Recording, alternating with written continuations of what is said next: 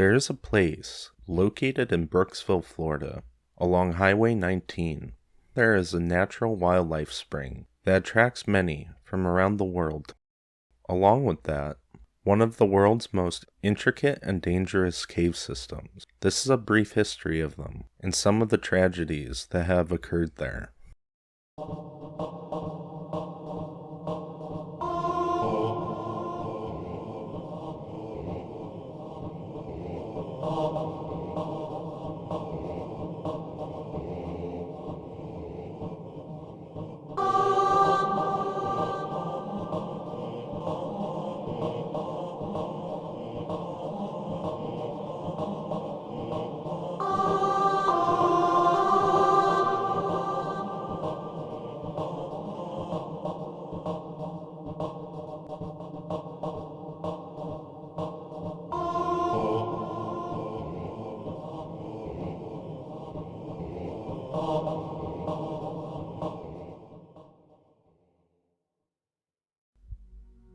Weeki Wachee Springs is a natural tourist attraction located in Weeki Wachee, Florida.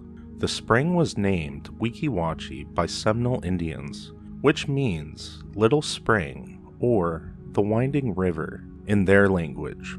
On November 1st, 2008, the state of Florida took over the Weeki Wachee Springs as a state park, and from May 22nd until August 30th of the year 2007, the discharge level at Weeki Wachee Springs dropped to a level that allowed for cave divers to gain effective entry into the cave system that was located underneath the springs, and the Karst Underwater Research Team successfully executed exploration dives and the necessary in-water decompression to explore approximately 6,700 feet in multiple passages at an average depth of 265 feet of fresh water, with a maximum depth of approximately 407 feet.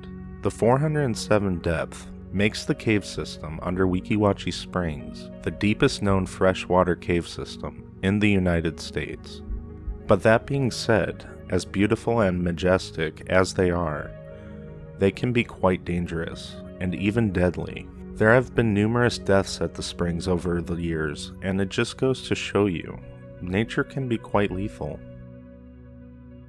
52-year-old Tom McKenna and 63-year-old Stephen Gambrell were diving at the Buffered Springs Cave in June of 2022.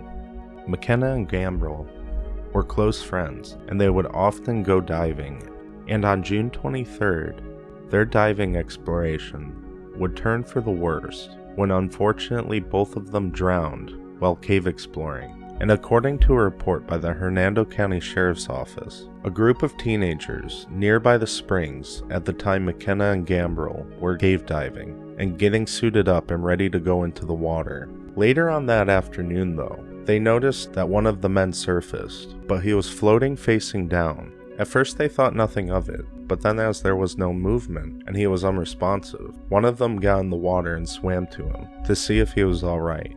But when they checked him, he was already dead. Afterwards they notified the authorities, and later on, a search and rescue diving team was sent to look for the second diver. As they were searching the cave system for him, they eventually found the body at about 137 feet below the surface, and unfortunately he had died, along with the other diver. Both men's bodies were turned over to the medical examiner. More than likely it was an equipment malfunction, but the investigation is still ongoing at the Hernando County Sheriff's Office. There's also an incident that happened in December 26 of 2013 when a woman recounted how she asked friends on Christmas Day if she had anything to worry about when her fiancé and his teenage son did not return from a diving trip at the Eagle Nest Sink in the northwestern part of the Weeki Wachee Springs. Darren Spivey and his son Dylan Sanchez were both out at the springs testing out new equipment that his son had gotten for Christmas Day.